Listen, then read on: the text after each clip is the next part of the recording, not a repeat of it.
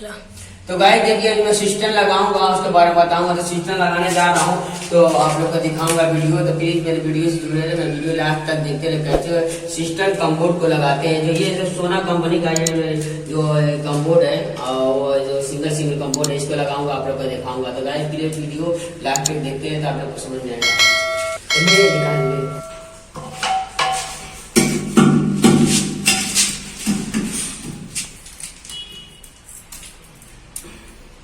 चलो तो दीवार से सेंटर है, पूरा देख लीजिए 11 इंची का दीवार सेंटर है। चलो